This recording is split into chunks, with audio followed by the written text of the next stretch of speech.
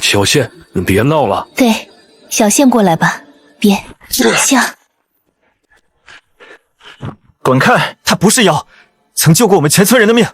是不是妖，你说了不算。今日是10年一次的大禁之日，万妖伏藏，正是灭妖的好时候。尔等若再耽误，申时一过，妖回元神，你们都得死。你们将这刁民拉走，否则一起治罪。小仙，你干什么？别挡着大人们除妖！三叔，你小大榆树不是妖，他救过我们村所有人的命，真是榆木疙瘩。看，业障，这果然是仙长。今日大禁天地除妖，任你道行高深，今日何该努力，成贫道机缘。再砍！血是血，果然是妖！快去，快去，续死他，续死他！不要！不！求求你们了，不是妖，不是妖！下雨了，下雨了！嗨，这树还真是妖，这被锯死了，马上就下雨了。是，锯得好，锯得好。死而不僵，笑话。展开，还不断。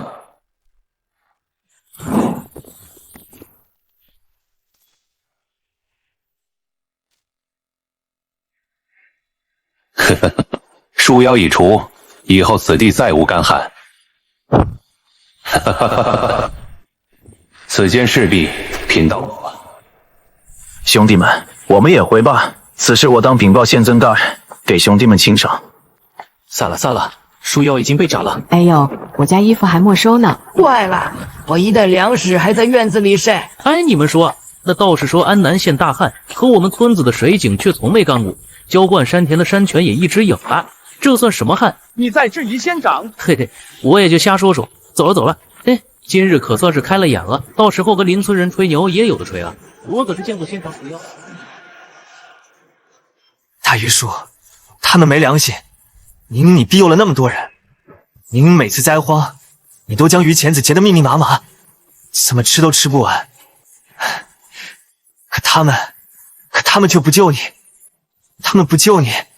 虾县今年13岁，是个孤儿，父亲在他7岁时上山采药，跌落山谷，母亲带着他过了3年，最终因思劳困顿升级。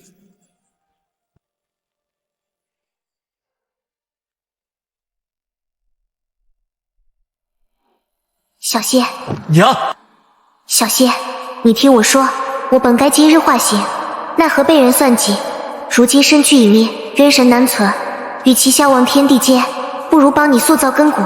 另外，我在树下埋了一卷适合人族修行的功法，一块保命玉佩，你醒来记得挖出来，参照修行，早日筑基。小谢，你是个好孩子，你长大了，是个男子汉了，以后要自己坚强的面对一切。不论遇到何等困境，永远不要放弃。小谢，以后不要相信任何人，修行的世界都是坏人。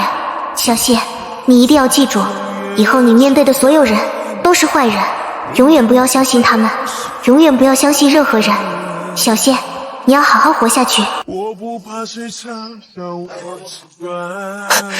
是梦境吗？不是梦。顽固的人不分类，爱上你我不撤退。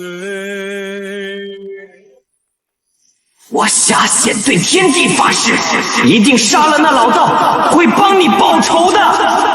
娘。虾县心里并不恨村民，因为他知道村民只想图个安稳罢了。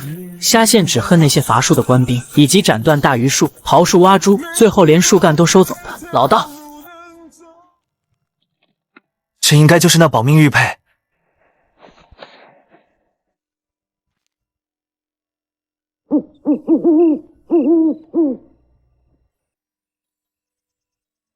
这是玉简中天地灵气，可怎么才能收取它们进入体内呢？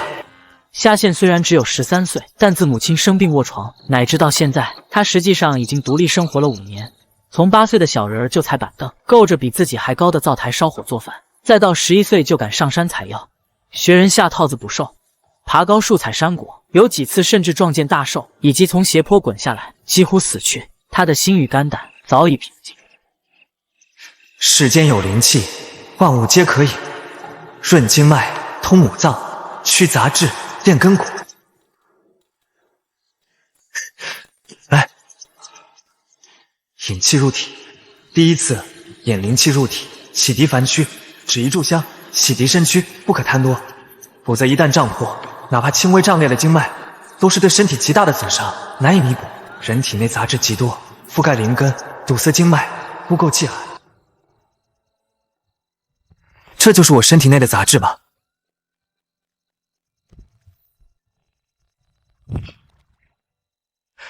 待有一日，我会比你更强。大榆树被砍了，可大榆树村依旧还是大榆树村，并没有什么变化。二叔这么早起来去哪呢？下田了。昨天不是下雨了，正好去田里看看。二位叔叔早。早啊，小倩。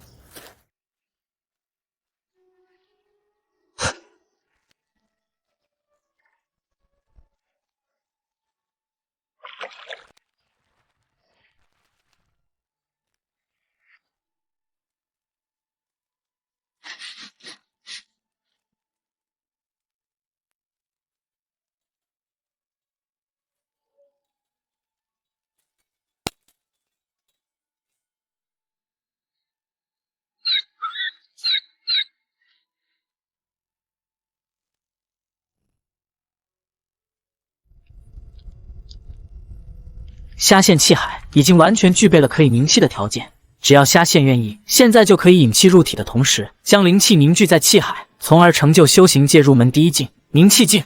聚灵气入气海，成就凝气境初期，必须得全心全意，静气凝神，全身放松，不能在家里冲灵气境，否则一旦有村民来打扰，那将是不可想象的灾难。3个月前，他在后山深处捕猎，发现了一处山洞，里面没什么东西，也非大兽巢穴。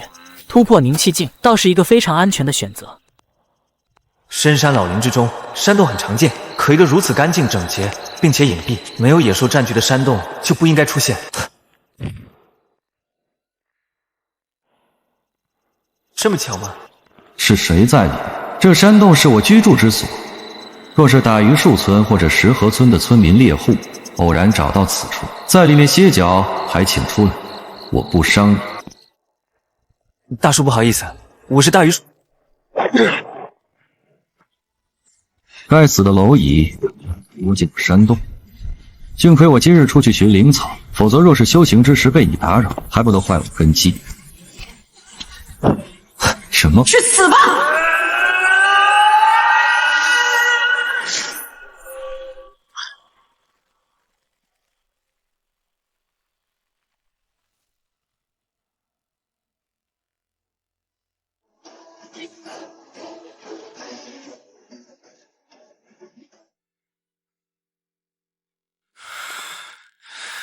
别，道友，别杀我！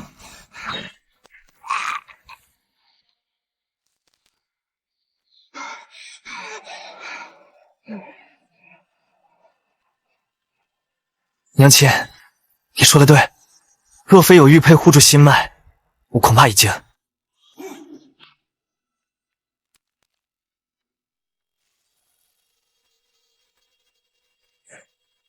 好东西！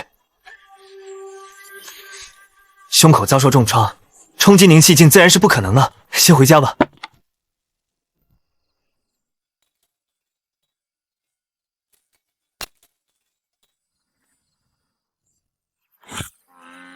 那汉子打自己的火球，就是小火球术了。只可惜，这5个法术都得凝气境，丹田气海存了灵气，才能以灵气施展。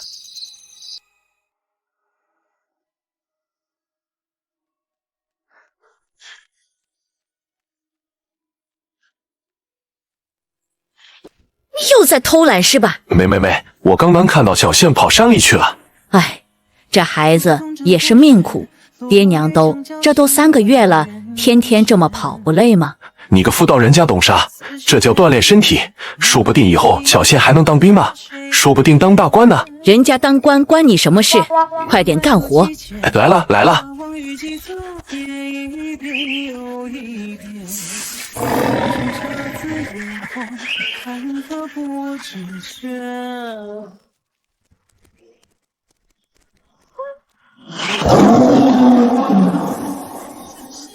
来的真是时候，就拿你练手。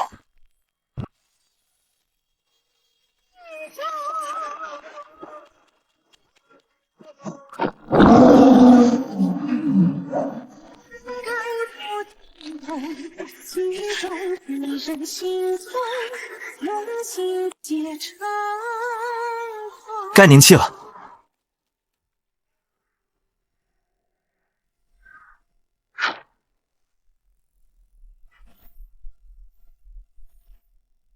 他不是妖，曾救过我们全村人的命。是不是妖你说了不算。今日是10年一次的大禁之日，万妖伏藏。我下线对天地发誓，一定杀了那老道，会帮你报仇的。娘，大叔不好意思，我是大鱼。什么？去死吧！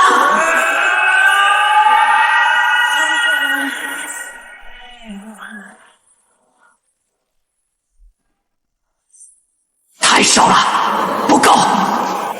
凡人如蝼蚁，我不愿做被人踩在脚下的蝼蚁。突破吧！开气海，成凝气。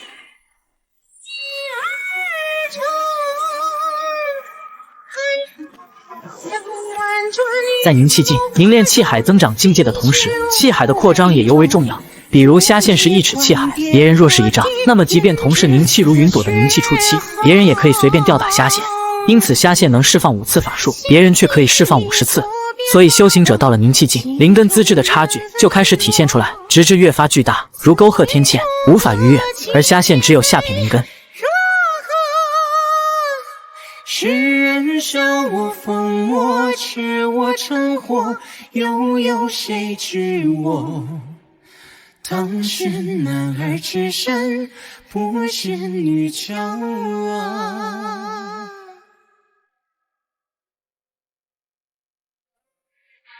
哼，是。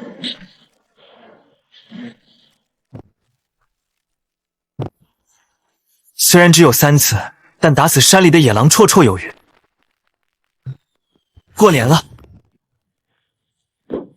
自母亲过世，今年的年真的是虾线最快乐的新年了。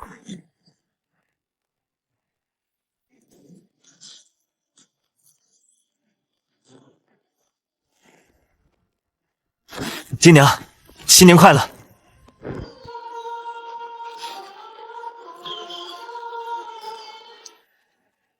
爹娘，小仙儿好想你们，真的好想。年关守夜，家家户户都亮着灯。在这一刻，他既未修行，也未练法术，和往年一样，就这么静静的坐着，等待明年的到来。家里没人守岁，他来守。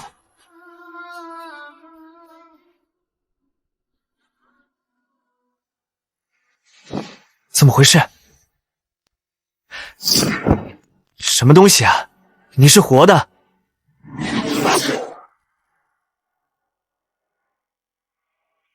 无缘无故的乱动还会咬人，看来你也不是一般的东西。以后等我修为高了，应该就能发现你的妙用。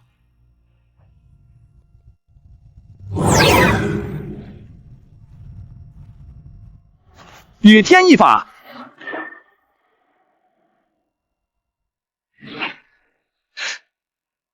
谁？就是你点醒的升仙令。你是谁？什么升仙令？你既有木灵根，又被升仙令所喜，那便是缘分。我自当遵守100年前的诺言，待其后人回白云宗。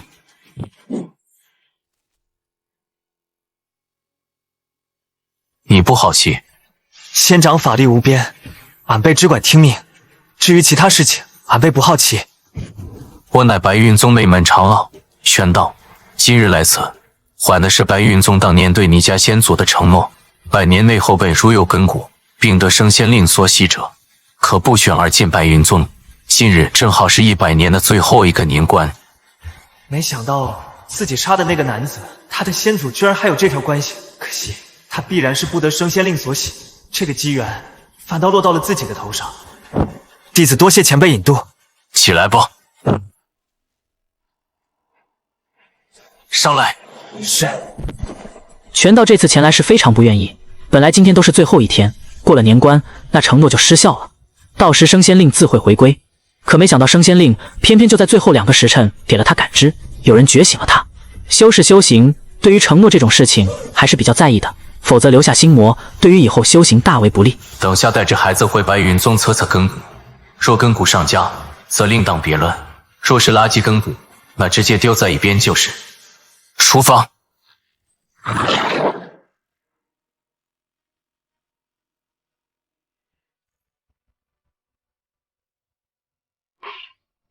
赵师弟，来新人了。黄师兄，什么风把你吹来了？这不还没到3年1度的收弟子时间吗？怎么有新弟子？谁知道哪来的？听的，房主大人有令，你们要好好安排他。好好安排，师兄放心。走了，恭送黄师兄。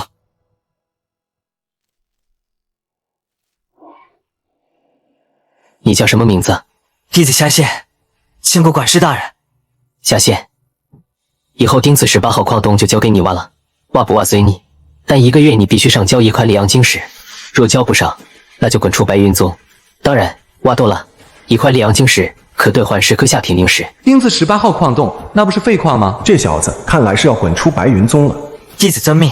老三，你带他去住的地方，然后回来继续喝酒。是，师兄。自己进去，里面啥都有，地图、矿刀，自己拿，自己去矿洞。我不管你用什么办法，1个月1颗烈阳晶石，没有就滚蛋。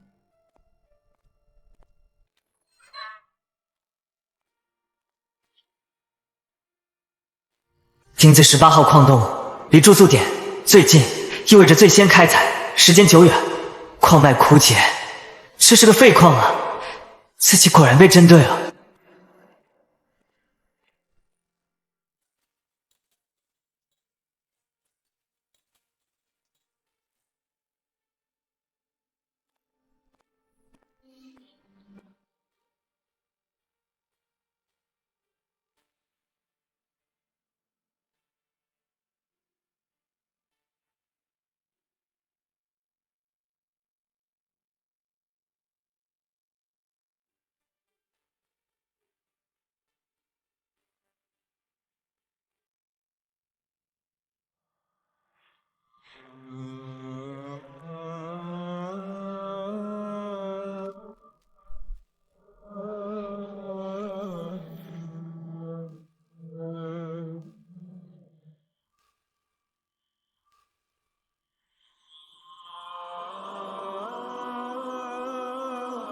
废矿就是废矿，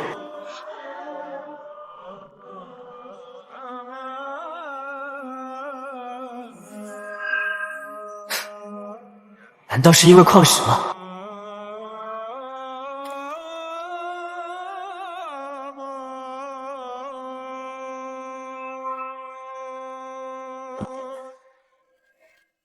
呵呵。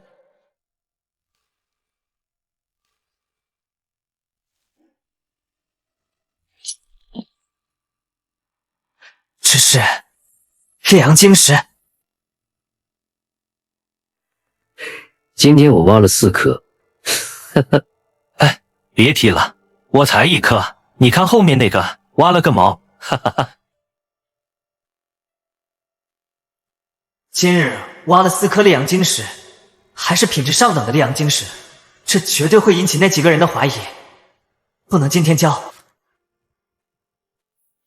这烈阳晶石，它就算有玉佩指引，也不能挖多，否则没有地方放的情况下，很容易就被别人察觉。而且他现在没有储物袋，那是筑基内门弟子才能得到的东西。小五行法术之中，火球术已经彻底掌握，威能会随着境界与气海的浑厚程度增加而增加。切！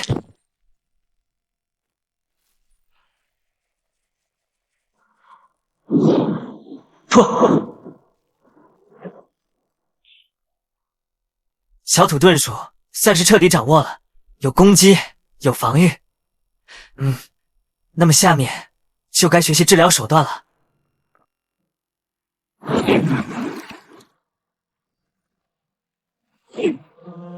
虾线，1个月已到，你的烈阳晶石呢？若交不出来，弟子信不辱命，挖到了1颗。这是你在那丁字18号矿洞挖的？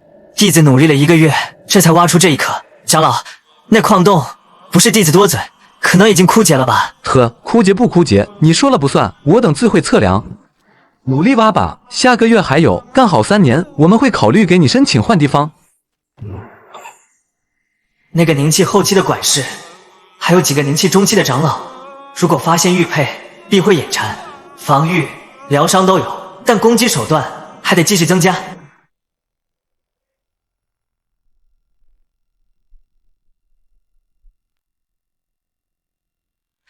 小峰认输，成了。这个主角为了能够在修仙界活下去，竟把刚刚挖的矿拿去换取灵石，然而却遭人惦记，起了杀心。虾线，你有什么事？弟子刚刚挖了1颗烈阳晶石，想来兑换灵石。不知好歹的东西！没想到这小子居然能在废矿里面挖出2颗烈阳晶石。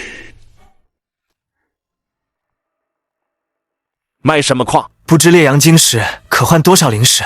烈阳晶石嘛，1颗可换12颗下品灵石。好，都是上品，储物袋给我，我转144颗下品灵石给你。不用给我，我想直接换一件符宝，威力越大越好。换符宝？哟，你等着。这是筑基中期强者的一道火龙术，价值150颗下品灵石。不过我看你顺眼，144颗卖你了。以后再有烈阳晶石，记得来卖我哦。多谢。宁气初期买符宝，恩恩怨怨的，恐怕又要死人喽。若是日后赵木林真的发现了玉佩的秘密，试图抢夺的话，小峰认输。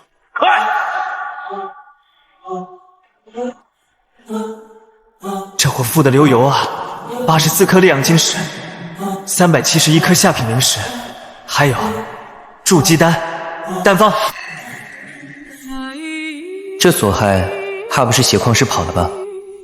赵木林最近有没有什么异常举动？有异常，赵师兄最近好像在收集炼制筑基丹的材料，为此花费了好多灵石呢。炼制筑基丹，这狗贼必是卷了矿石跑了，打算去换灵石。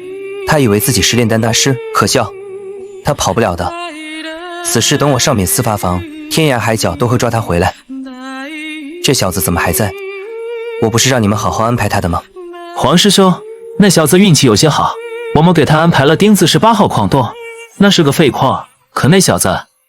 废矿之中挖出烈阳晶石，哼！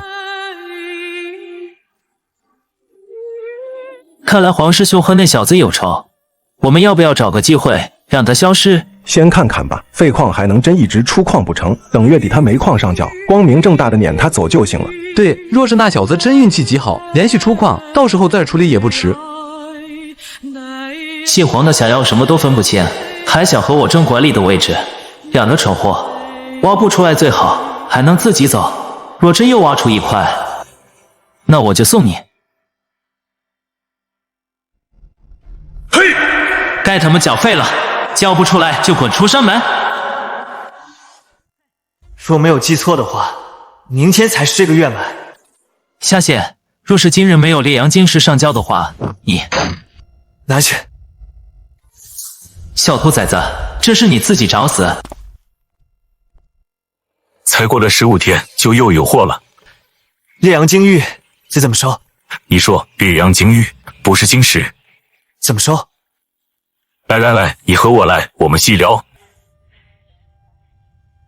妈蛋，这小子连续2个月出矿，如今又回宗门。若是我所料不差，这小子必是回去卖烈阳晶石的。你们怎么说？你现在是管事，怎么办还不是你说了算？我可没空管，我自己还得挖矿去。是啊，老本都打了水漂，那里还有空管其他的？得去挖矿了，不然以后靠西北风修行啊。说的也是，家底都光了，不挖矿还能怎么办？行吧，你们都忙，那我就自己处理。等晚上再说吧。连续2个月从废矿中挖出矿石，还有多余的灵石回宗门，你身上的秘密我很好奇。眼前这个修士吞噬多颗灵丹，只为了能够提升实力，有待一日能够复仇。差点，若是自己吞服下去，那一切就全部打水漂。下线。管事大人夜间至此，可是有事？若是无事，我还要休息。有事，当然有事。之前赵木林让你在丁字18号挖矿，着实太过分，那就是个废矿。如今我决定让你去乙字3号矿洞挖矿，你觉得怎么样？是吗？那多谢管事大人了。走，我带你去看看乙字3号矿洞。如果你不满意，我再给你换。好，那你跟我来。这个傻子居然真就信了自己的话，若是他不愿意，或者和自己啰嗦磨叽，那自己还真没办法在这里杀他。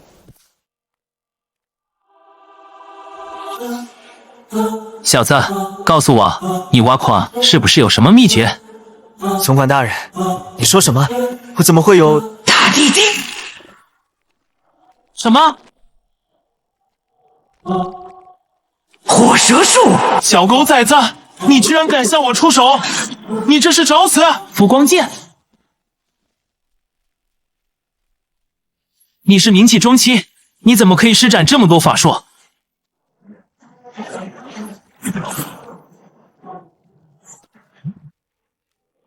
张老三和赵木林一样，都是毫无踪迹，一点信息都没有留下，仿佛凭空消失一般，根本查无所查。你们说张老三去哪儿了呢？这黄师兄，我们也不清楚啊。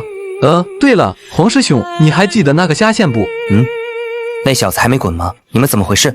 是不是你们想滚？这个黄师兄，那小子运气着实有些好，上个月他右上角了一块烈阳晶石，所以张老三着实没借口赶他走。而张老三也因为这事，几日前和我们说过，要亲自出手解决那小子。所以有没有可能张老三失踪是那小子搞的鬼？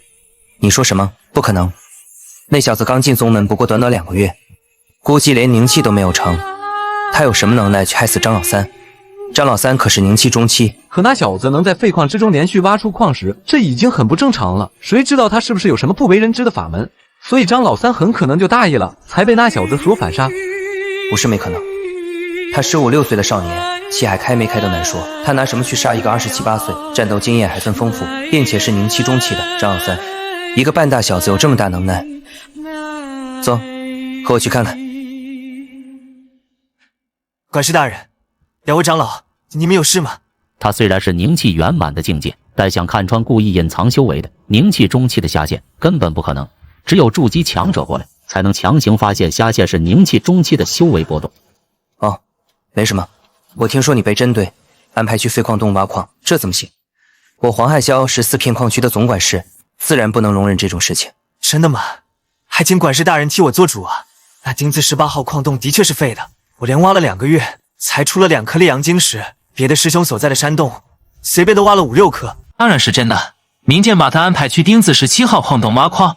不过呢，既然你换了新矿洞，那按惯例，第1个月就要上缴2颗烈阳晶石，少了可不行。大人，管事大人，您不能这样。别废话，就这样。这黄汉霄真是狗啊，撵人走都撵到了这种程度。丁字17号矿洞和18号基本没区别，都是废矿洞。换矿洞，正合我意。不可能是那小子，那小子连凝气都没有，张老三一根手指都能碾死他。他就算有医保法门，没有灵气也催不动。那张老三会去哪里？那不得问问你们？你们胆子很大，敢杀矿区管事？说，赵木林是不是也是你们联手杀的？黄师兄，你说什么？我们怎么可能杀张老三？我们又怎么可能杀赵师兄啊？那他们2个人呢？凭空消失了吗？你们还敢在我面前装模作样？我们不知道啊，我们什么都不知道啊！黄师兄明察啊，我们真的什么都不知道。我不管你们是装的还是真的没有做过，如今赵木林、张老三都失踪了，这烈阳矿区我也不想安排生人进来，所以就由你们2个管。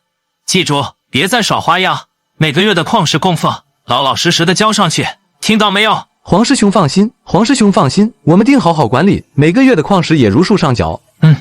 还有那小子，这个月月底一定要让他滚，你们听懂了吗？是。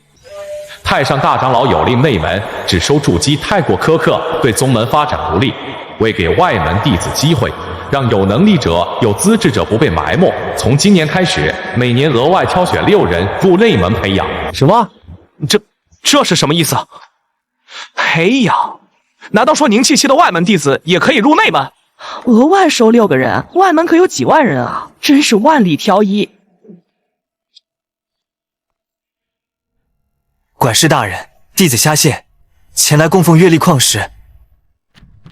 你来供奉月历矿石，你已经挖到了2坑。弟子运气不错，挖出了3块呢。弟子今日一来是供奉2颗月历，二来呢想孝敬2位管事大人1颗。弟子想麻烦2位管事大人帮我换个矿洞。你还挖到了3颗？是啊，3颗，2颗月宫，1颗。弟子孝敬2位管事大人。黄师兄可是说了，要这小子滚。可他又缴纳上了月宫，这可怎么让他滚啊？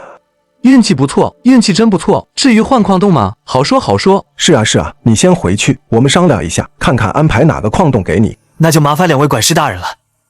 如若这2人还不知深浅，那就别怪我了。怎么办？如一了百了。一了百了？你猜张老三是怎么死的？我甚至怀疑赵木林失踪都是那小子搞的鬼。不会吧？那小子黄师兄不是说他连灵气都没有吗？他不过也只是灵气圆满罢了，能看出啥来？反正我们不能小瞧了那小子，否则后悔莫及。那你说怎么办？若是不管，过几天黄师兄过来看那小子还在，我们就得滚了。办法也不是没有，咱们动不了他，那就让能动他的动。能动他的？你还记得1年之前咱们去探查矿源发现的妖兽吗？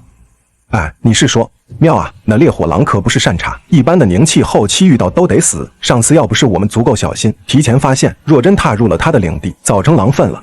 好主意，真他娘的好主意！我是要给你换矿洞，不过你想啊，四周的矿洞都是有主的，让你去挖，别人挖什么？别人肯定有意见啊。我决定让你去最新的、尚未开辟的矿山挖矿。还有一件事我要告诉你，弟子新开矿洞，第1个月要缴纳3颗烈阳晶石，你要是交不上，到时候可就别怪我们不讲情面了。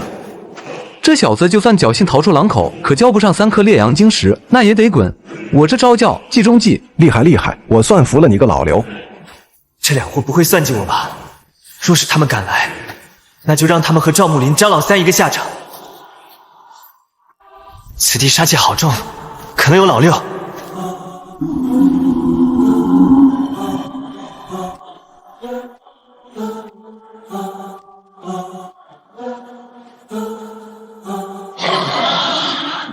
妖兽烈焰狼，原来是这样。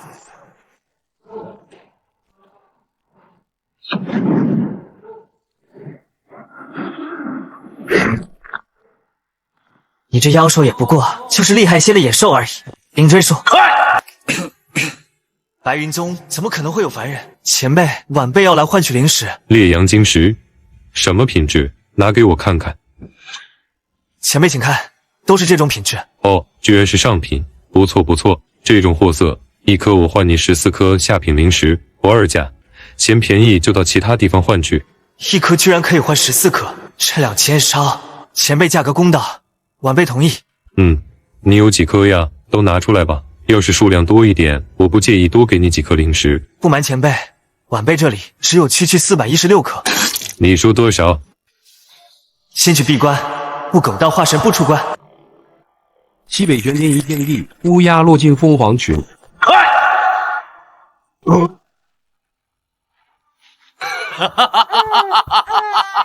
为什么？都扎了半个月了。嗨，老严言，谦虚不敌一时，光理论有啥用？还得实践啊！靠，算了，先回洞府挖矿去。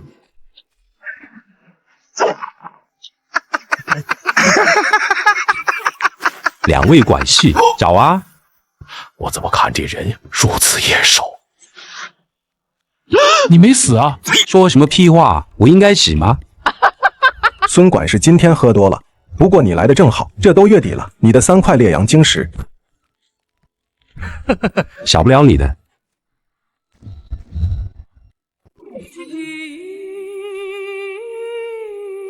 这小子，他妈在羞辱我们！这小子果然非同一般，他身上必有异宝，我们惹不起他，这事得老老实实告知黄师兄。小狗崽子，烈焰狼都杀不死他。呀！哎呀，真不好意思。哈哈哈！许师兄，快，哪来乞丐？是我下线，好久不见，我来卖烈阳晶石。半月不见，夏小兄弟又变帅了。许师兄，我说句不该说的，失败不可怕，可怕的是失去斗志。你说的是，我已经筑基了3次，筑基丹都服用了6克，可却次次失败，以至于身体出了抗药性。这次又挖了多少克？320颗。啦啦啦啦啦！快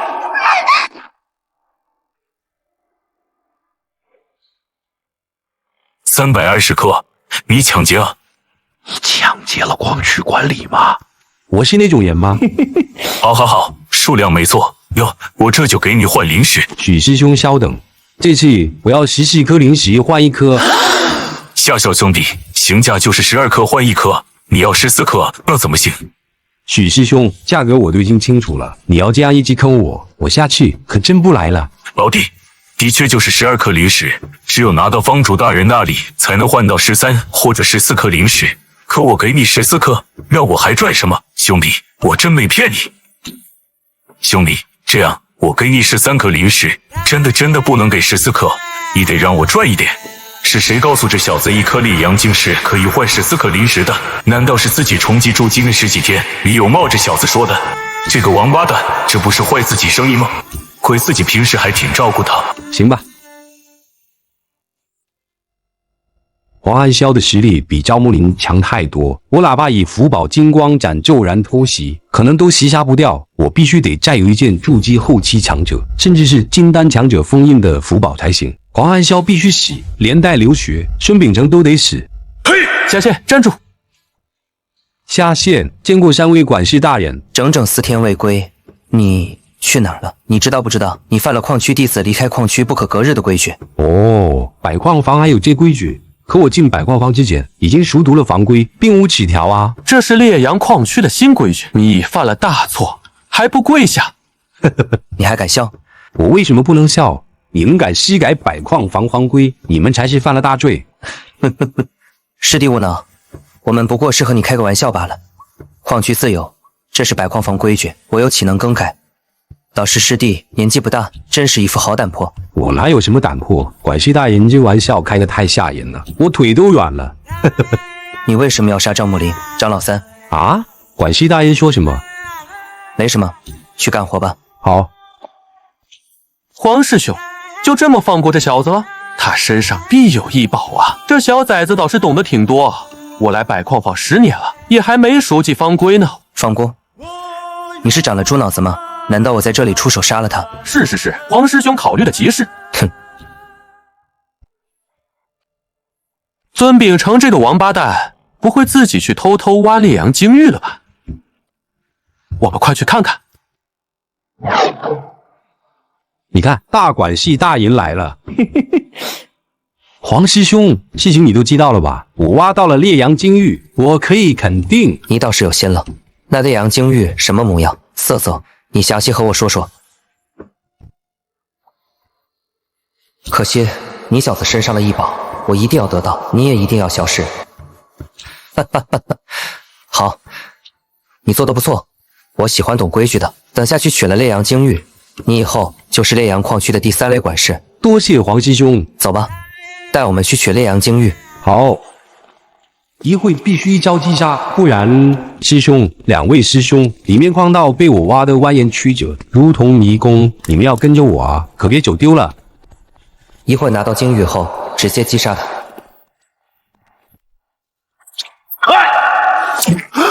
该死的畜生！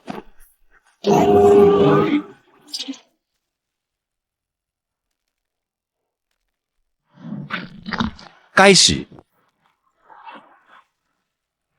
下线，你为何要杀我？你我并无仇怨。我的确无仇，所以我也很疑惑，为什么你要针对我，甚至要杀我？我什么时候要杀你了？是你突然出手要杀我。对待要是人的野兽，不先将它打死，难道等它咬碎自己的喉咙吗？受死吧！金光术。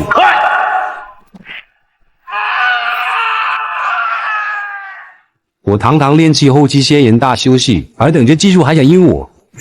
就在刚刚，这个修仙老六击杀3个炼气中期大修士，成为专业末世人。得找机会换一个中品储物袋了，否则好几个储物袋放在怀里也一样拥挤。所有烈阳矿区挖矿弟子全部出来。此刻，烈阳矿区的大部分弟子的确都在修行。备战3个半月后的选拔，骤然被这一嗓门吼的，足有过半经的面色苍白，灵气紊乱，甚至还有一人。我们此次来也没什么事，就是想问问你们，谁见过黄汉霄？哦，就是你们的黄大管事。那你们谁见过孙秉承？谁见过？告诉我。你们别怕，我乃司法方梁护城，只要你们提供线索，我定禀报方主，给你们大大的奖励，助你们修行。我梁护城说到做到。提供线索者重赏，可若是有知情不报者，10倍处罚。那可不仅仅只是驱逐出白云宗了，那是生死两难。很好，我不需要你们说，一样可以追查。大不了我去请内门长老大人的钦天戒，到时候来龙去脉，钦天戒内一概清楚。到那时，知情不报者同罪论处。师兄，他们或许真的不清楚，从他们嘴里问不出什么，不如直接探查吧。说了也是，这群废物，垃圾的嘴里自然问不出什么。给他们好处，他们都拿不住，还是我们直接探查吧。既然什么都不知道，那你们就滚吧。挖矿弟子们一个个面色难看的散去了。今日被这3个王八蛋打扰修行不说，还被他们骂了一顿。日后但凡有一个主机的，必定要叫这3人好看。这3个装逼菜狗怎么探查呢？不信这群人有什么逆天手段？真有逆天手段的人，根本不会为这种小事浪费功夫。探查吧。不过我想，大概率这家伙是被妖兽击杀，最后肯定也是不了了之。烈阳矿区方圆500里内的强大妖兽，早就被内门的强者清空了。就算还有，也只是一些弱小的，和宁气中后期相比的妖兽，对黄汉修应该产生不了威胁。前生，你这是在质疑我的判断？自然没有质疑师兄的意思，只是正常推理罢了。你这是什么狗屁推理，简直可笑！烈阳矿区从发现开采到现在已经过去了7年，那是7年前将方圆500里内的妖兽清空，这7年下来就没有新的妖兽来盘踞。师兄说的是彻查万物来龙去脉。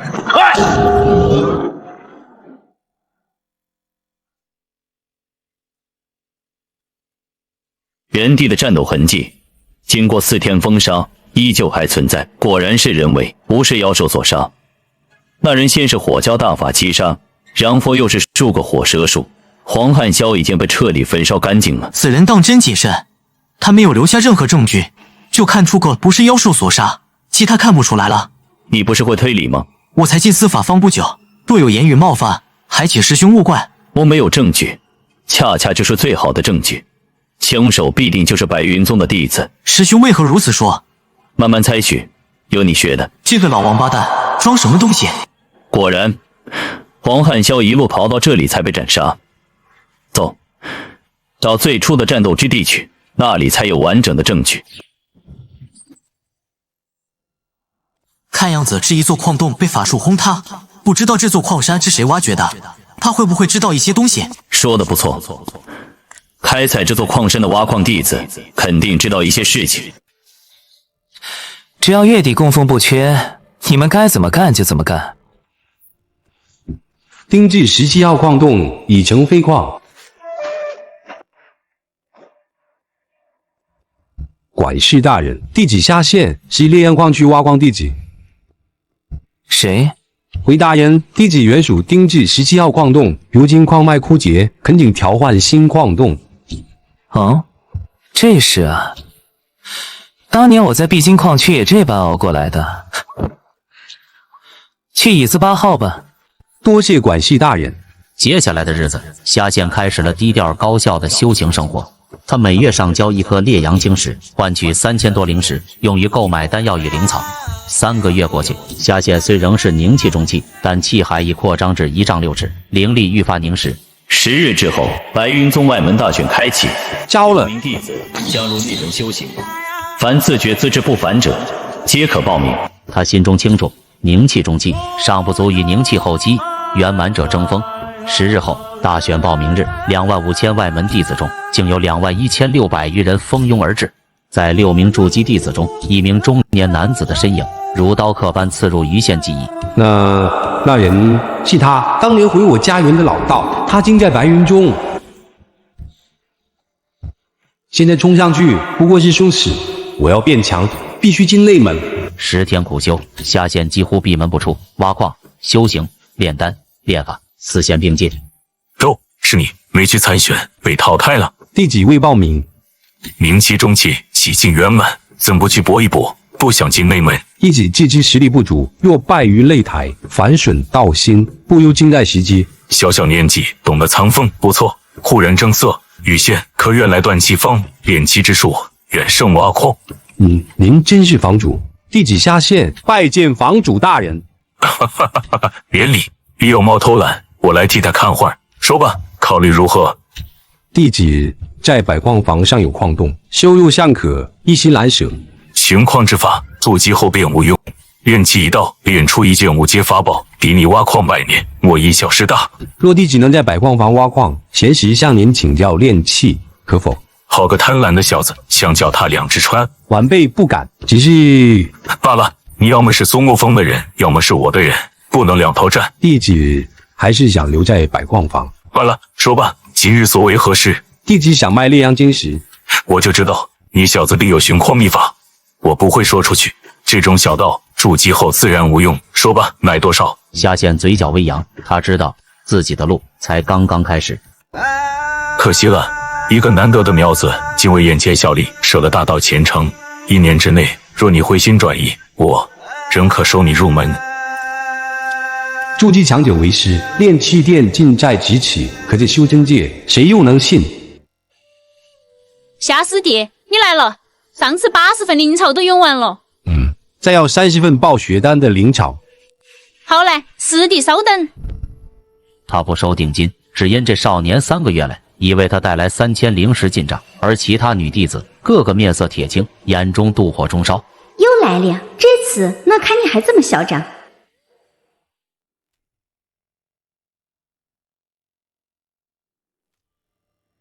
5名炼丹房弟子一炮带火，气势汹汹，直奔下线而来。几位师兄，我们认识？不认识，但有人举报你倒卖灵草，影响我炼丹坊供给。跟我们走。我经常购买，何来倒卖？你们认错人了。认错？你3个月狂买上百份灵草，难道是拿来炼丹自己用？就是他，还有绿纯纯那贱婢勾结外人，倒卖灵草给三兄。听到了吗？还不束手就擒！我说了，你们找错人。就算真有倒卖，也该司法房来查，你们不够格。找死！在白云宗外门，有一群常年苦修却始终无法踏入内门的外门精英，他们被称为司法方弟子，执法严苛，行事如刀。就是你私自倒卖灵药方的灵草，与外界散修交易，连取灵石。回周师兄，岂乃无端污蔑？我从未倒卖灵草。他撒谎。若非倒卖，为何3个月内购入数百份灵草？难道他自己炼丹？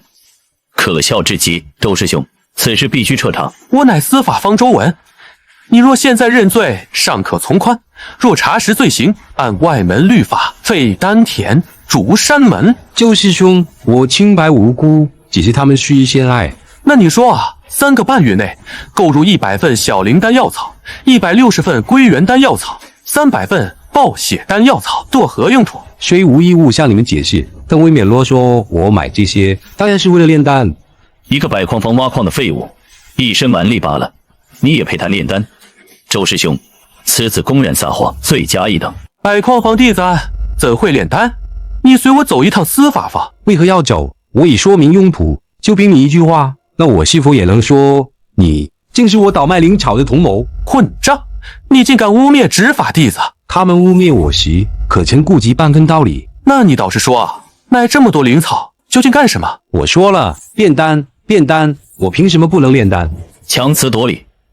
一个挖矿的苦力也敢妄谈炼丹？你的意思是我不会炼丹？炼丹10几年，我岂不知其难？简直是笑话！若我真会呢？你又如何？你若会，我把头剁下来给你。好，我若不会，我也把头给你。今日炼丹房见赌命，一场赌命之约就此立下，生死一线，全凭丹成与否。去看看，想偷偷炼丹，做梦！就在这大殿中央，当着所有人面炼，正合我意，让你使得心服口服。抬丹炉，炭火，淬丹灵液来。司法方查案，取丹具，让他当众炼丹，以证清白。丹炉架起，炭火燃起，一场关乎生死的炼丹即将开始。诸位师兄师姐，我与高崇立下赌约，我若不会炼丹，我死；我若会，他亡。单凭上品为证，诸位皆为见证。若有人赖账，望诸位代为行刑。这小子疯了不成？开始。这手法，文准熟，绝非外行。他真的会？这手法全错，瞎练！闭嘴！扰乱炼丹，罪加一等。起！诸位请看，上品丹成，赌约该兑现了，你是否认？那是玩笑，我没答应。不守赌约，那我帮你。够了，一场闹剧到此为止。房主，他想害我性命，若我输了，谁来救我？我自会护你。律法不容私刑，我是为你好。他污蔑我，想敲诈不成，便构陷于我。我知道，我会还你公道。房主饶命，是张去罗蛊惑我，我错了，饶我一命。向他道歉，如实招来。师弟饶命，我再不敢了。看在房主面上，饶你一命，再犯必杀。高从逐出炼丹房，贬至百矿房为奴。3. 你叫于宪，15岁，7个月入宗。从今日起，你入我炼丹坊，我亲授你炼丹之术。房主厚爱，弟子感激，但百矿房怕是不放人。苏沫风已同意，谁敢不放？走。萧师兄大驾，有何贵干？我要忍。于宪，跟我走。方主调动，我做不了主。苏沫风疑云：你敢拦？楚江想用拳道长老压我，但我岂会怕他？可是那门拳道长老的威胁，你竟知晓？拳道金丹强者为何针对你？我也不解，或许因我是下品木灵根。你说你是拳道用生仙令接引的？是，怪不得生仙令重现，难怪他想让你消失。孩子，有些事知道越少越安全。你只需记住，你现在只是个普通炼丹坊弟子。多谢房主护佑。于宪，你炼丹师从何人？无言教导，只看了《炼丹大全》《万丹录》，自己摸索，自学成才，真是天才。娘亲兵重时，我熬药从不错半分，可终究没能留住他。于宪，我欲收你为仆，传我毕生炼丹之道，你可愿？弟子于宪拜见师父。一场赌命，洗清冤屈，一指师徒，踏上通天之路。少年于宪，自此一天改命。从今往后，你便是我的亲传弟子了。师父，好，快起身，我徒不必多礼。既入我门下，为师岂能无礼？这万寿木春功是我早年所得，可直修至元婴境的上品功法。可惜我乃火灵根，与他无缘。如今他终于等到了真正的主人。多谢师父弃功法。娘亲留下的功法止不住机，而眼前这本却是一条通往元婴的通天大道。此功法不可外传，否则杀身之祸不远。这五宝银龙甲4阶法宝，护我数次生死，今日赠你。这碧灵剑锋利无匹，配此碧灵剑诀，足可纵横一方。这张符宝是我珍藏40年的保命之物，金丹大圆满强者一击之力，留给你危急时用。师父，灵收好。3日后，我炼4阶雪莲灵丹，你来观摩。谢师父赐宝，徒儿铭记于心。弟子于宪拜见师父。徒儿来了，进来吧。今日炼制4阶雪莲灵丹，材料珍贵，机会难得，你务必看仔细。弟子明白，定不负师父所托。赤金神堂炉出，这就是师父的本命丹炉，4阶法宝。他竟然一心二用，这才是真正的炼丹。我之前不过是小儿涂鸦，记下了。丹成，可惜只成中品。师父操作完美，为何只是中品？药性激发略有偏差，妖丹之力未尽，故成中品。来，为师为你复盘。多谢西夫。坊主大人，内门刘长老到访。快请。小师弟，血莲灵丹可炼好了？刚成，正要送去。多谢，此情我必铭记。师傅，为何只给一颗？炼丹是辛苦，收些好处，理所应当。弟子明白了，炼丹之道，取之有道，重修凝气之路，根基更稳，未来可期。你就是于仙，萧师弟的弟子。正是我徒，多谢全长老当年引渡。下品灵根，觉醒升仙令，浪费名额。升仙在天意，谁说下品不能逆天改命？你威胁我不炼丹？若长老归还我徒升仙资格，我愿免费炼丹10次，失败自赔。全道沉默，10次4阶丹，且包赔损失，这诱惑太大。罢了，成全你师徒。师傅，我不需要他施舍。入口，这是为师给你的路。多谢全长老。记住，修行之路不争则亡。来，为师今日再炼一炉血莲灵丹，你且看仔细。3年1度收徒大典，20年1次升仙大礼。凡激活升仙令者，可入升仙秘境。这次我定要逆天改命。终于轮到我了。只有5个，下谢。本不该剥夺你的资格，可如今名额如此稀少，竟被一个下品木灵根占据，简直是浪费资源。激活升仙令者留下，其余弟子各封长老带回。升仙大会，机缘无数，但危险更甚。我希望你们都能活着回来。走。于仙，他怎么进的内门，还激活了升仙令？有意思。到了，这里就是升仙岛。呵呵，宋刑天，你们白云宗就5个人，比我们元剑宗还少3个。8个就很了不起。不多，就多3个。看来今年各宗升仙弟子都锐减啊。往年我玄天宗20人，今年仅10人，升仙秘境恐怕有变。10个也不少，总比某些宗门翻倍强。升仙弟子骤减，秘境内必有异常。诸位，做好准备，取出升仙令，时令上山，山梯自会引渡。莫慌，被引走者即为资质最佳者。继续上山，早去早得机缘。等等，体内杂质，这山梯竟在淬炼又深，我还能坚持？不，最后一个，他怎么不是最后被引走的？这不是我们来的地方。人数到齐，升仙祭祀开始。3个月，存留10人者升仙，余者皆死。若未决出，全数陨落。本音频由魔音工坊 AI 生成。什么？祭香残杀？原来如此！红光暴露位置，无言可藏。升仙之路开始了。咦，杀1人是1，那杀2人岂不是2？该死，躲不了了。不是你死，就是我亡。杀！趁他们还没反应过来，风行术、疾风术、狂风卷、追，逐风在左，撼天在右。下！师兄，别追我，饶我一命啊！原来如此，杀1人，境界再升，杀得越多，越接近升仙。管理是男是女，杀大地钉、逐风、撼天，取他性命。杀1人得1炉，结光芒太盛，反成靶子，不如我守株待兔，禁制收缩，他们终将聚于此。我便是猎人啊！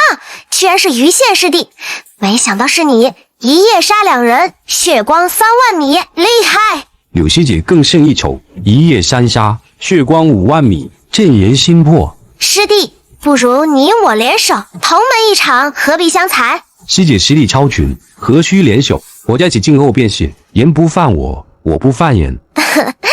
师弟既如此想，那我也不强求，早点杀够10人才得安全。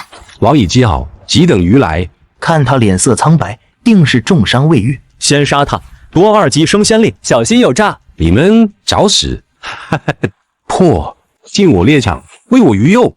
我言已杀够，不想再杀。岛内10位之数，我只占1个。但你们若有人受蛊惑前来送死，那就别怪我心狠手辣。升仙令中在天冤魂，道友们莫要被他虚言所骗。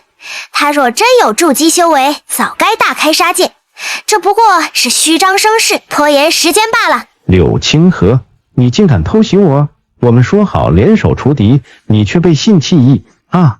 鹬蚌相争，渔翁得利。下次见面，便是你陨落之时。娘亲，你用原形为我助脉，如今这棵小树是我，也是你。这一世我定要逆天改命。还有1日，升仙大会结束，若升仙者高于10名，灭仙大阵下全部皆死。不负你牺牲，时间提前了，不能再等。既然你们不愿现身，那我就亲自送你们上路。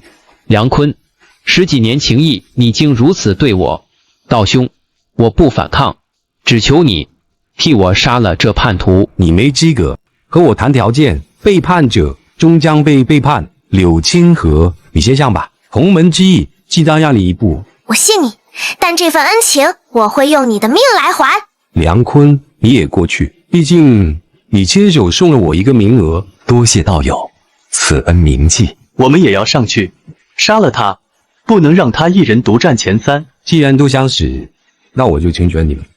不用灵气，只凭肉身，这才是真正的登天之路。痛，太痛了，但爽快。终于到了。柳清河，你挡我路，今日必死。等等，hà县还在后面，他若上来，你我皆亡。不如联手共抗强敌。好，先杀虾县，再分胜负。让你们久等了，现在轮到你们了。虾师弟，我们试了3天，推不开啊。是啊，夏道兄手段通天，定有办法。你们用了什么方法？硬推、法术、合力，全试过了。或许是人数不够，3人齐制，再试一次。我要成仙帝了，金丹、元婴、化神，大成成仙。小仙，娘，是娘的保命玉佩救了我，这仙我不当了。3个月了，史上最长的一次。该不会全死里面了吧？莲草，你若没来就好了。有人下来了。第一个出来的是我白云宗的，看来这次我宗要大获全胜。他怎么还不飞下来？虾蟹，还不速速下来！我让你快点，听不到吗？回长老，天梯，金庸灵气。什么？禁用灵气？难怪走这么慢，里面什么情况？第一集就是爬了趟山，啥也没见。3个月就爬的山？3个月，我只觉片刻啊。下品木灵根，上品木灵根，你升仙了啊！我升仙了，真的上品灵根，我有希望筑基了。难道就他一个活下来？48人，只剩一个废物。全军覆没，升仙秘境已成死地。20年后，我奎灵宗不参加了。月满则亏，此地已无仙缘。幸运儿走了。是长老终于回来了。师傅在吗？徒儿，师傅，我回来了。好，为师都快以为你升仙了没？下品木灵根升上品了，真的。徒儿不敢欺师，应该是的。这本万丹成咒是我从一名妖王谷弟子身上得来的，只是上面记载的手法与咒语，我还没来得及验证。让我看看，是真的。这真是万丹成咒，妖王谷也太托大了，如此重宝竟让一个凝气期弟子随身携带。是真的就好，师傅得了它，炼丹之术定能再进一步。徒儿啊，这等宝物你为何不自己藏着练？因为您是我的师傅。好小子，我萧无声果然没看错人。那我就收下了。但这万丹成咒是妖王谷不传之秘，日后炼丹务必小心，一旦被察觉，妖王谷必杀之而后快。徒儿明白，为师要去参悟了，你先回去休息，待我有所心得再传你。是，徒儿告退。收获不错，可这么多东西怎么卖？若一次性出手，怕是引来杀身之祸。断机房能吃下一部分，剩下的卖给闪修。哎呀，这不是向师弟吗？可想死师兄吗？8个多月不见，师弟可是长进了不少啊。许师兄修为也精进了，筑基有望。哼，说笑了，师弟此来可是有货。来看看师兄，顺便卖点东西。 5个下品袋，卖800灵石一个，4000灵石，如何？好，这里面有一些符宝和法宝，劳烦估价。师弟这是发了呀！一口价1万灵石，5个袋子另算5000，共1万5，如何？成交。你等我取灵石，130颗中品，你点点。许师兄一向讲信用，以后有货还来找你。痛快！我老许的为人，师弟清楚。告辞。这里正好消化剩余之物，散修不易，难怪没人愿离开中门。进去看看。站住！上2楼需令牌。什么条件？消费满1000灵石，方可得紫金令。明白了。道兄要点什么？那瓶流云凝神丹多少灵石？200灵石1瓶。5瓶。好，马上。1000灵石，点一下。道兄好心，这是您的万宝金令，请上2楼。这位道友念生的很呢，可是刚领了紫金万宝令。正是。道兄来2楼是想买丹药还是法宝呀？不必。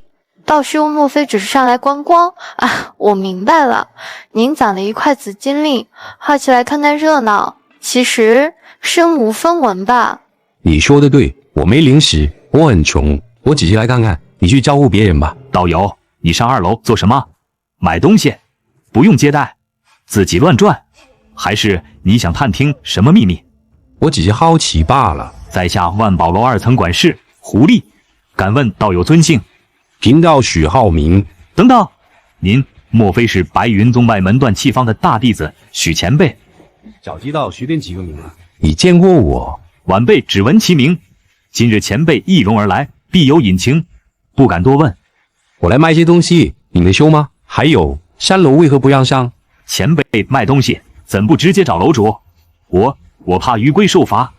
都是卖给万宝楼，还分谁收？莫名其妙，就卖给你，有事我担着。现在回答我，3楼为何不能上？3楼是每月1次的万宝拍卖会场地，平日禁闭，上面有筑基前辈闭关，非请勿入。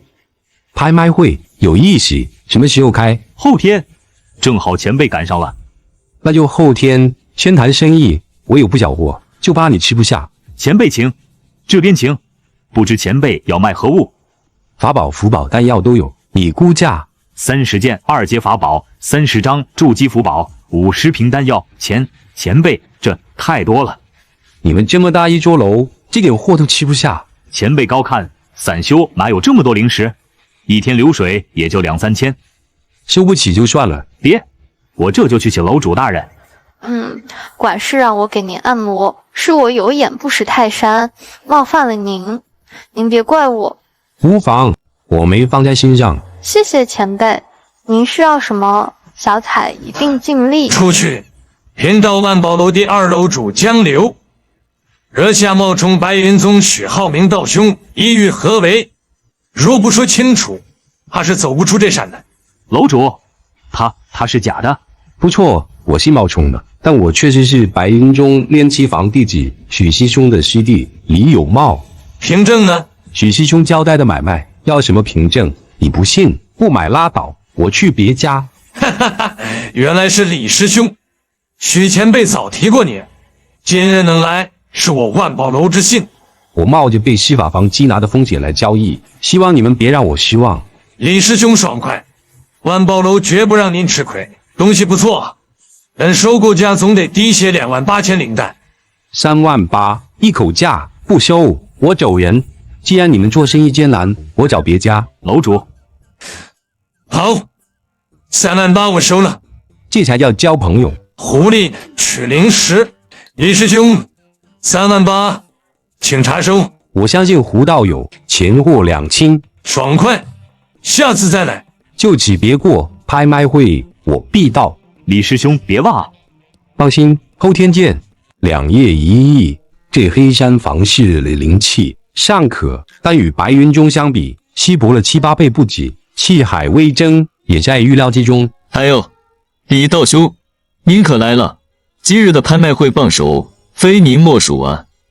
听说今有几件真正的稀世之宝，怕是都要落入您囊中喽。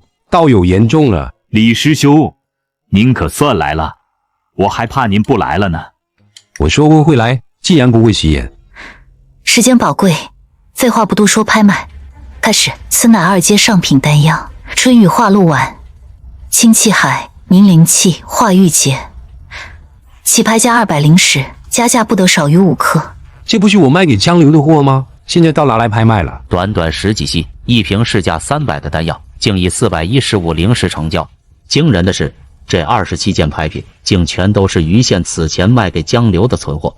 好一个中间商，3万灵石的利润，这生意比炼丹还暴利。接下来是一张无名丹方，药草皆为2阶以上，经顾大师鉴定，极可能是上古遗方，起拍价150灵石。上古丹方有意思，155灵石。141号道友出价155，这可是上古丹方，收藏价值极高哦。灵仙子若喜欢，我买下送你800灵石。冯道兄真会说话。300灵石，贫道送仙子一笑。道友你又是为何？我万宝楼只管拍卖，不问缘由。冯道友莫坏规矩。呵呵，莫非他也想讨灵仙子还心？妾身乃值得。400灵石，500、600、700、750、850、900、1100，一次、2次，陈方归冯道友。你故意的，蠢货！你骂谁？我说你是个蠢货，没脑子的白痴，又穷又爱装，赖皮狗，将丑还爱叫。道兄息怒，有事拍卖后再议。道友何必如此恶语伤？他先骂我的，明明是你先骂我。看在几位面子上，我不计较。不过你心疼那1100灵石吧？没本事还装大头。你才穷，你敢买吗？灵仙子1500灵石，那丹方我要了。既然李师兄喜欢，妾身愿割爱。1500，我看你拿什么付？穷狗，我就买给你看。多谢道兄厚爱。仙子以后可要擦亮眼睛，别被穷狗骗了感情。今日为师炼4阶玉神丹，少见得很。若非参悟万丹成咒，也不敢接这活。师傅真是炼丹奇才，你小子损为师。不过为师炼丹资质，万人中独一份还是当的。那是我师傅，既然是万中无一的绝世天才，你呀嘴甜。炼丹开始，为师不言，你能学多少，全靠自己。玉神丹灵，天地接力，这中品，哈哈哈，相当不错了。中品不是垃圾吗？为师已至丹道尽头，能炼出中品，已属不易。但你不同，你必成炼丹宗师。我一定不让师傅失望。去吧，为师讲讲炼丹细节。师傅，这是药王谷炼丹大会邀请函，5年一次，实则羞辱我等，收买叛宗。若为徒儿学技，让您受辱，弟子宁死不去。怕羞辱，那就学得比他们强，变得比他们更强，把羞辱10倍返还。徒儿，药王谷到了。果然名不虚传，灵气浓郁，地势天成。此地得天独厚，600里皆可种药。当年药王谷为夺此地，代价惨重。是，炼丹者谁不向往此地？哎呀，这不是萧大炼丹师吗？20年前被当众打脸，不是发誓永不再来，今日怎的又厚着脸皮来了？陈年旧事，何必挂怀？倒是郭兄记性真好。萧道兄这次来，莫不是还想再输一次？我无争胜之心，何来再败？倒是郭兄别重蹈我的覆辙。笑话，我师父是炼丹奇才，岂是你这老废物能比？技术不行就别出来丢人。你什么身份，敢插嘴？我就是看不惯这种倚老卖老的废物。炼丹靠的是实力，不是脸皮厚。萧道兄莫怪，徒儿不懂事，咱们后会有期。那郭聘81岁，炼丹天才。20年前我确实不如他。当年我说他作弊，要求重赛，结果一败再败，从第2跌出前10，成了笑柄。可耻辱，只能用更强的实力洗刷。为师已无望超越，但你一定会比那丫头强，比所有人都强。为师信你。是，师傅。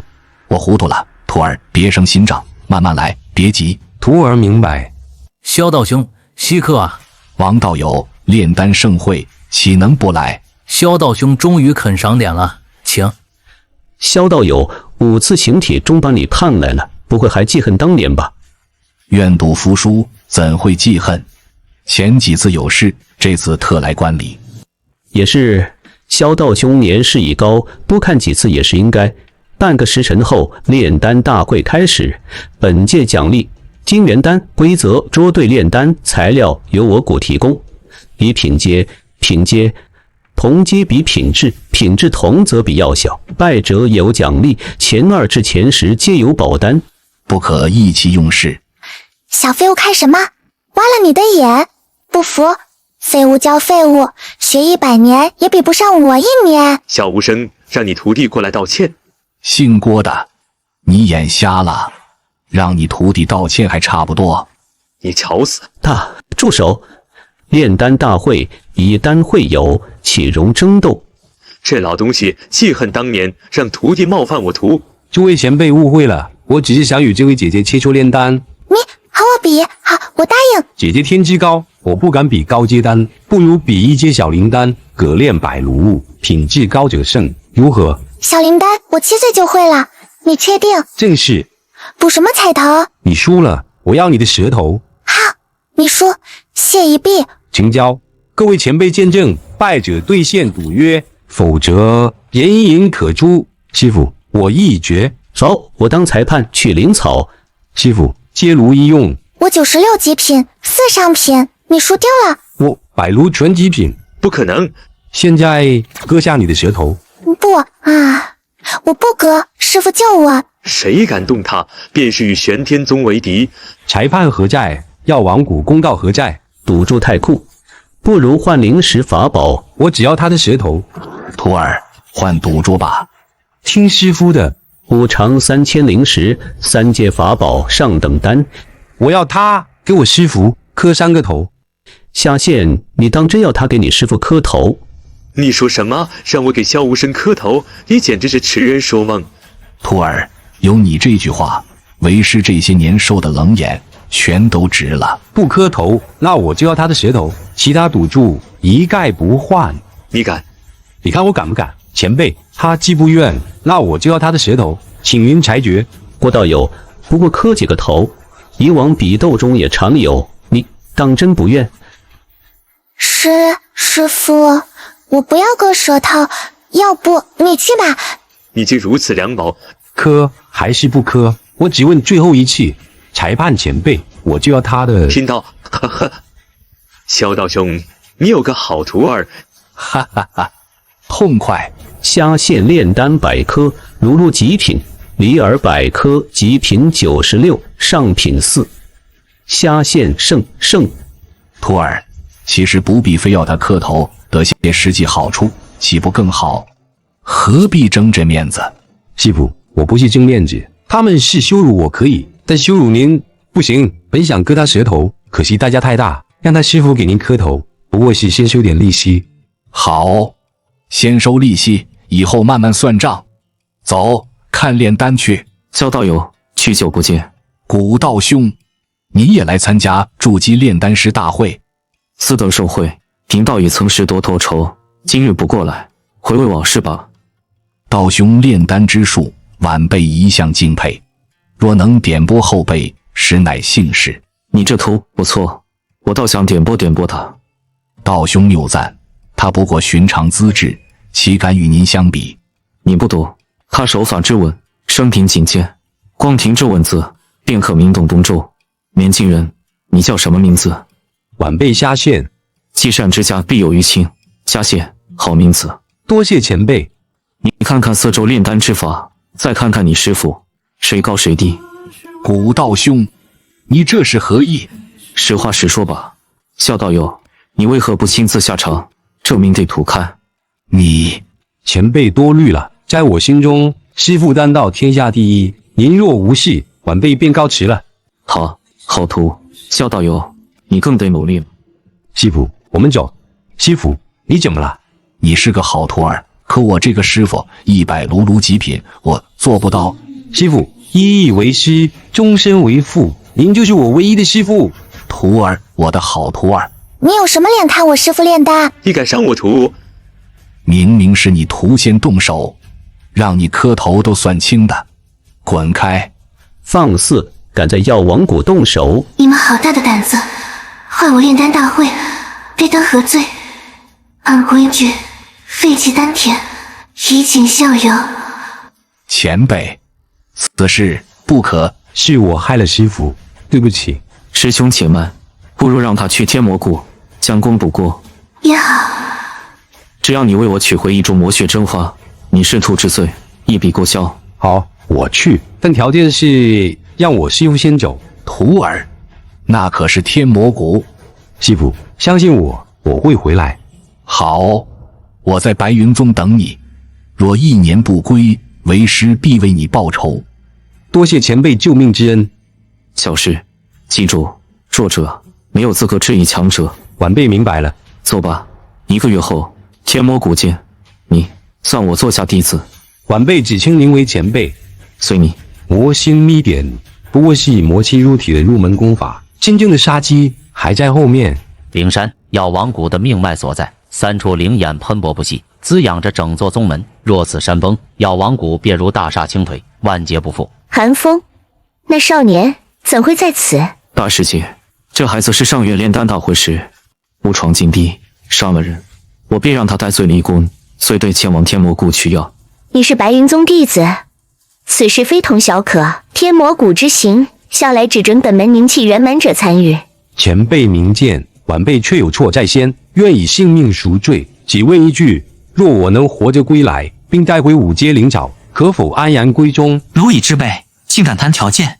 能活下来便是天幸，还妄想全身而退。我够了，修行之路本就是搏命之途，只要带回灵草，筑基有望，开启静止吧，莫要耽搁事。好。哦，这地方邪门，杀机在他心中悄然滋生。既然我出不去，你们也别想活着回去。多具尸体无声倒下，血水流淌，瞬间被大地吞噬。先修点利息，等我变强，必灭药王谷，一个不留。娘，我刚才杀了他们，我还是我吗？我于宪恩怨分明，绝不滥杀无辜。心防已锁，魔道休想再侵。天魔谷，我来了。森林深处，阴冷如冰窟，活人气息便是猎物的号角。得找个地方过夜。他闻到了一丝鲜活的气息。躲过一劫，这一夜3度危机皆因树洞无破绽而化解。白天才是安全的狩猎时间。找死！天魔谷的灵药都长在杀机之上。来了，好，这魔兽至少筑基后期，金丹大圆满的一击，只要时机对，反杀你，不然庚金杀力爆发，万箭齐发，魔兽头颅瞬间炸碎，血肉横飞，下线被冲击波先飞数10米。5丈一位，各凝气期修士竟能承受金丹大圆满符宝的余波，若非大丹炼体功，淬炼肉身，此刻早已粉身碎骨。这符宝不分敌我，真够狠！细阶妖丹，价值连城的妖丹，足以让任何筑基修士眼红。下线收好战利品，迅速撤离。森林避乱，这正是我脱身之机。眼前高山耸立，目标就在前方，但天色已晚，必须寻找庇护所。先休息，明日再登。突然，他目光一凝，一株湛蓝灵草银线贯穿，被荆棘环绕，宛如守护。蓝银草，5阶灵草，此草价值数百万灵石，金丹强者都为之疯狂。于宪用碧灵剑拨开荆棘，迅速采摘。运气不错，可就在灵草拔起的瞬间，地面露出一个洞，一截白骨暴露。金丹强者的玉骨，晶莹如玉，历经岁月不腐。宝贝肯定在这附近。突然，巴掌大的圆盾出土，光芒微闪。细阶法宝，储物袋被人拿走了，可惜。天色转黑，诡异降临，凄厉叫声铺天盖地。希望这尸骨能骗过他们。3个时辰无事，下线刚松口气，逃不掉，只能拼了。天魔，他没发现我。他猛然想起魔心秘典，修炼此功竟能隐匿于天魔感知之外。古寒风，你到底是谁？63人，仅8本秘典，原来只有古寒风一脉才知此功。他要我们送死，自己却藏了活路。天光重现，下线推开遮蔽，深吸一口气。上山，必须上山。 5株5阶灵草，1株6阶灵果，竟无魔兽看守。山巅的天魔，连妖兽都怕。他不再隐藏，魔气附体，肉身爆发，如猿猴般急速攀爬，终于登顶。眼前景象令人窒息。那是什么禁忌？强到可怕，根本打不破。传送阵，1米见方的小型传送阵，这是出路。哪怕禁忌如天堑，我也要进去。师傅，仇言，我一定会回去。在这绝境之中，他没有退路，唯有向前，哪怕前方是深渊，是魔窟，是死地，我也要吸开一条新路。现在的我还没到绝路。10岁那年，他独自上山，迷路、坠崖、骨折，浑身是伤，却咬牙挺了过来。如今区区一道禁制，怎能让他退缩？避灵剑不能用，坏了我可心疼死了。但储物袋里还有一样东西，黑铁片，试试看能不能破。果然，这铁片能抗住。开。是小线吗？小线，娘在这儿啊。娘。小线，你回头看一眼娘好不好？娘被关在这里7年了，救救娘！你敢装我娘骗我？等我回来，定将你们尽数诛灭。是你害了娘，是你害了娘啊！总帅出来了。仙师真的来了。村长，您的供奉没白花，羽山关的仙长到了。恭迎仙师，求您救救我们刘家村啊！我问你们，这是哪？回仙场，这里是西河县刘家村。您不是羽山关的仙长吗？不是，我与你们等的仙长毫无关系。仙长大人，您不能走啊！我们村已经被妖怪吃了16个汉子了，再不除妖，全村都要完了。是害人的妖？是，那尸妖浑身白毛，眼如红炭，专吃壮年男子，他就藏在后山坟地。好，我试试，若杀不了，我也无能为力。炼尸大法，行尸走地。我的行尸冷出来，再吃14人，你便是僵尸。届时西河县我为尊，去吞噬最壮的男子，待你圆满，我再现童男童女10对。哈哈哈！杀人为乐，炼尸成魔，该死！谁竟敢坏我大事？你炼尸杀人，罪该万死。今日我替天行道，区凝气修士也敢管我？我可是极品储物袋，元婴强者的家当。极品灵石1000多颗，10亿下品灵石，身怀金山却取不得，境界太低了。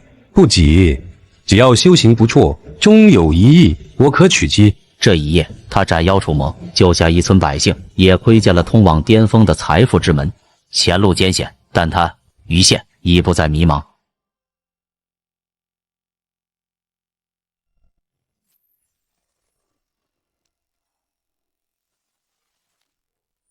跟我来。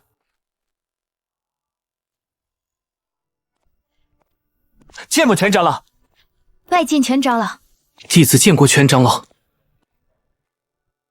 王师兄正在修行没有？就算在修行，也被你吵醒了。你也不怕干扰我走火入魔？不扯闲篇，来，给这孩子测一下根骨。哦，你这是发现了好苗子，居然不等宗门收弟子的时间，就带他来测根骨。应该还凑合吧，你用测试看看，能觉醒升仙力，根骨想必是不错的。修行世界，毅力、聪慧、悟性、意志都可以算是资质，但最重要的，永远都是根骨。没有好的根骨，哪怕拥有了前面的所有，修行之路也会无比的崎岖、坎坷，甚至早早陨落。小子，你能入全长老法眼，想必是块璞玉。一掌贴石。全师弟，一个下品木灵根也值得你兴师动众，亲自带到我这里测灵根，你的眼光真的是不怎么样。下品木灵根，切。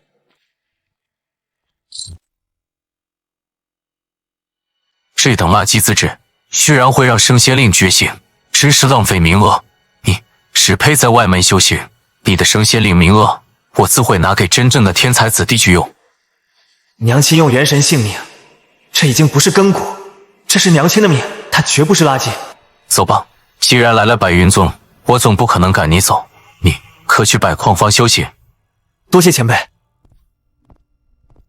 白云宗外门有6大方：阴药方种植草药，刺灵坊养殖灵兽，司法坊炼丹坊炼制丹药，锻器坊锻造材料，百矿坊开采各种灵石脉。几万的白云宗外门弟子就在六大方脉一边修行一边工作，为内门弟子长老提供无数资源。同样，百矿坊也是最累的地方，白云宗外门弟子就没几个想去百矿坊的。这废物怕还不知道自己要去的是什么地方吧？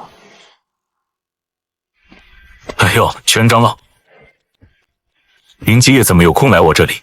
给你送个人。全长老亲自送人来百矿坊，弟子自然会照顾，全长老放心。你敢虚色？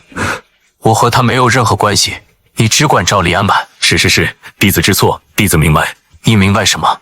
记住，我和他没有任何关系，他交给你了。全长老的话应该就是带有情绪的字面意思，这看来是这小子恼了全长老，所以才被送到这里。你叫什么名字？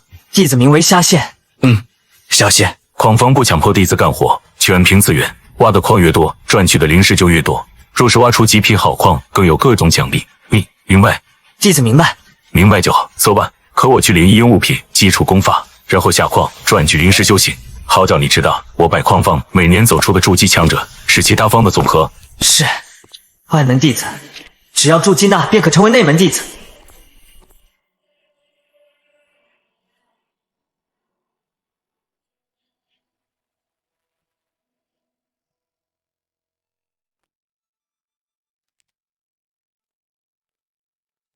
从进入白云宗到如今，折腾了快2个时辰，总算是暂时安定下来了。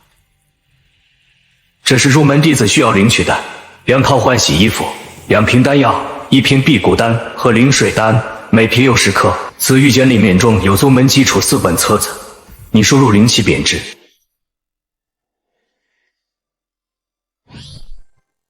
辟谷丹和灵水丹可保7天不饿不渴，2个瓶子里面各有10颗。修士只有筑基之后才可以吸食天地灵气而不死，从此不用吃饭喝水。白云宗内的灵气浓郁程度竟是外面的10倍之多，怪不得那么多外门弟子宁愿在外门受累，给内门弟子当牛做马，也不愿意离开。